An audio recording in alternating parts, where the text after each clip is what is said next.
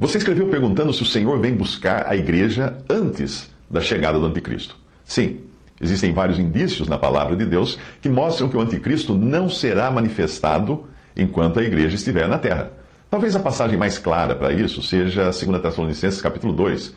É preciso entender o caráter das duas epístolas aos Tessalonicenses. A primeira fala da vinda do Senhor para a igreja. A segunda fala da vinda de Cristo para o mundo. Mas antes, eis aqui a chave para você entender por que a igreja sairá deste mundo quando o Espírito Santo voltar ao céu. Em João 14, 16 a 17, o Senhor Jesus disse: Eu rogarei ao Pai, e Ele vos dará outro Consolador, para que fique convosco para sempre. Atente bem para isso. Para sempre. O Espírito de verdade que o mundo não pode receber, porque não o vê, nem o conhece, mas vós o conheceis, porque habita convosco e estará em vós. O Senhor iria se ausentar, mas não deixaria os discípulos sozinhos. Ele enviaria o Consolador, o Espírito Santo, para ficar com eles e neles para sempre. Ele habita convosco e estará em vós, foi a promessa. E estará sempre, sempre, para sempre. Portanto, nós temos aqui a promessa de uma união indissolúvel entre o Espírito Santo e a igreja, ou também entre o Espírito Santo e o crente individualmente.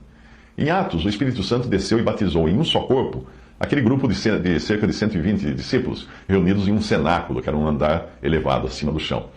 Atos 2, 1 a 4. E cumprindo o seu dia de Pentecostes, estavam todos concordemente no mesmo lugar. E de repente veio do céu um som, como de um vento veemente e impetuoso, e encheu toda a casa em que estavam assentados, e foram vistas por eles línguas repartidas, como de fogo, as quais pousaram sobre cada um deles. E todos foram cheios do Espírito Santo, e começaram a falar noutras línguas, conforme o Espírito Santo lhes concedia que falassem. A partir daquele dia, todo aquele que crê em Jesus como Salvador é selado com o Espírito Santo e acrescentado ao corpo de Cristo, que é a igreja. Não é batizado com o Espírito Santo, porque esse batismo só ocorreu uma vez, em Pentecostes, e em etapas até.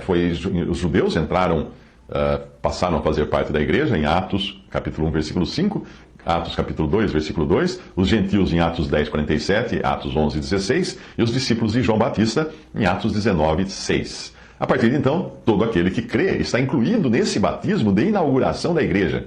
Caso contrário, haveria uma nova igreja inaugurada cada vez que alguém se convertesse, se fosse valer o que dizem por aí, que a pessoa é batizada com o Espírito Santo quando crê. Não, a pessoa é selada com o Espírito Santo quando crê. Em Efésios 1, de 13 a 14, diz: Em quem também vós estáis, depois que ouvistes a palavra da verdade, o evangelho da vossa salvação, e tendo nele também crido, fostes selados, não batizados, fostes selados com o Espírito Santo da promessa, o qual é o penhor da nossa herança para a redenção da possessão adquirida para louvor da sua glória.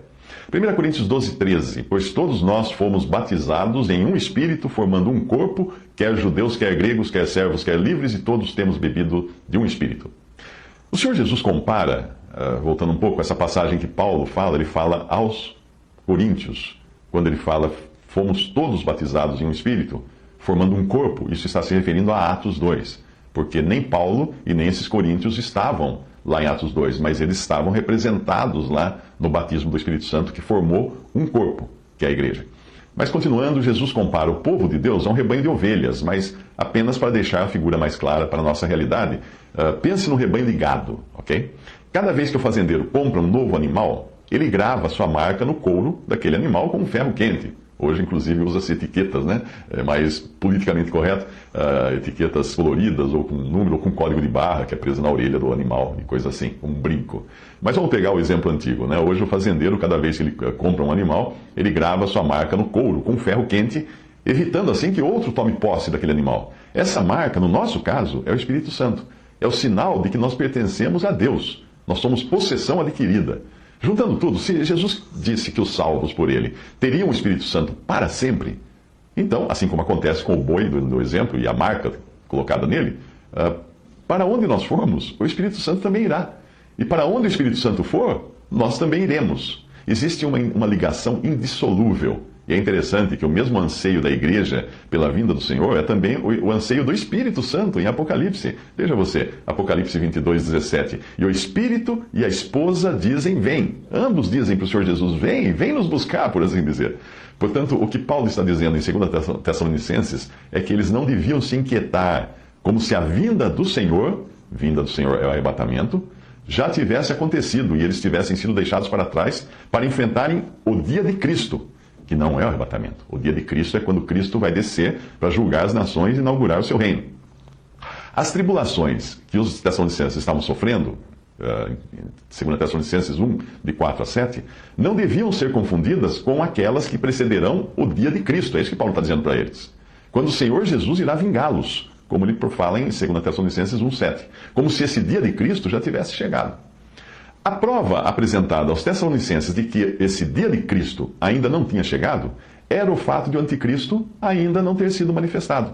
Porque primeiro devia ocorrer a apostasia, que é o abandono da verdade, e então seria revelado o filho da perdição. Resumindo, a argumentação do apóstolo, o dia do Senhor, que é o arrebatamento, ainda não tinha ocorrido porque ainda não tinha ocorrido a nossa reunião com ele.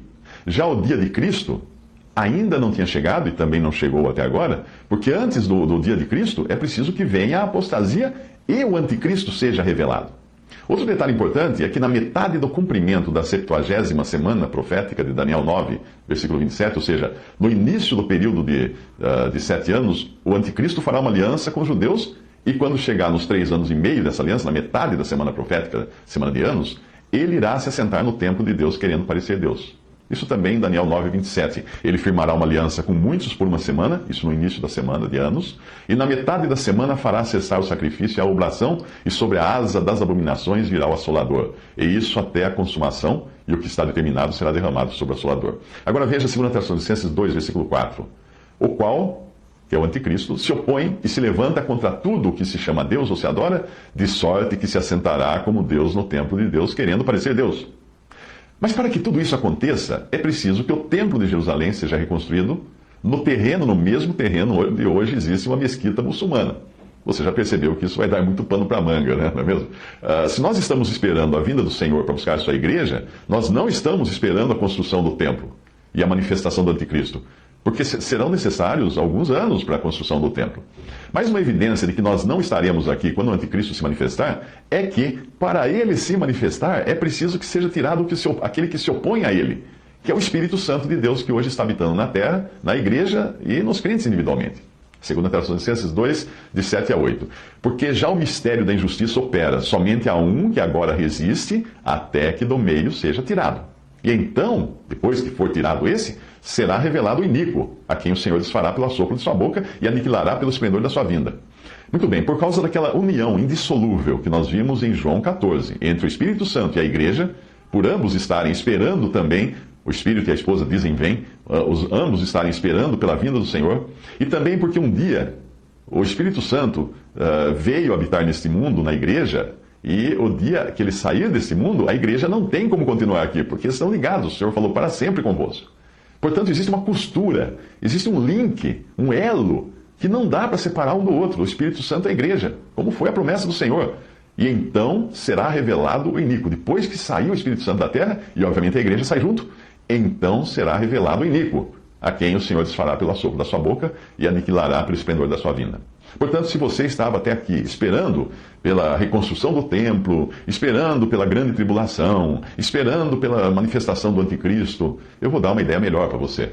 Passe a esperar por Cristo, pela vinda do Senhor a qualquer momento. Tire todas essas falsas esperanças da sua frente, porque elas acontecerão depois que você sair da terra, e olhe para Jesus e espere Jesus. E diga junto com o Espírito Santo, vem, vem, Senhor.